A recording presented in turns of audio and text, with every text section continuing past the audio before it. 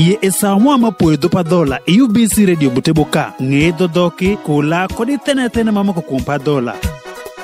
Walwaswa ani John Ogwang itiang paka kisindelo fod waneno kuom jopadola gitene matimo chweyo gichungo pecho kono nume amitu nyuthu kuminyuom kosanyuom gakar mebedo manyambaka aka kendo arwat madhano ko yikererigo ipadola nyuom kod nyuomrok obino bedo iroyo megi mabino gakar yachwe gi jonyalo ywaya ri nyawuot gi nyako kosanyiri bende jonyalo ywayo paka romini jonyako onyo ihongono nyako makunindo pecho kosamako mondo duoko woke od nyir meno nyako mopor gine onyo indelono ibini rango kamopori aino ge pio timo chan matero chiemo madhok nyako ihongo mayochieni chiemo madhok nyako me bedo chiemo manyako mopor gine telo chamo aka chiemo no ripo wok yuthugin nyako nyalo limo iye gi pecho to jothug jotero to jokunogo rejayach momiyogo iye obino tundo kir hongo manyako bende ai pokidho wendo rejayachi to mokorego e ot bende kiri gi jonyuol megi dhiro nyithindo pajo manyiri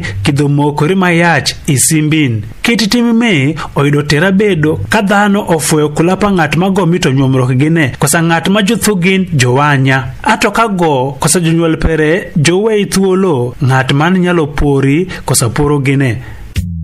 The Wash 256 Meno bedo dakika moan mapoyo to padola UBC Radio Buteboka kurwawi doko dikin gira poiman uyino kiro wili adeshme kelererin gijafuonji onyango Benedict manegi michman diko kitabin mamako kuong padola paka kitabu milongni majanga and some historical facts in padola jo padola gitene matimo chweyo gichungo pecho kodi kitabin man kwet ngirino inyalo gori gosime namba nota biro aboro ariyo pirangwen gaboro pirabungwen gabish piraboro gauchiel kosa nota biro nota ngwen pirabish gangwen pirauchiel pirario gabish.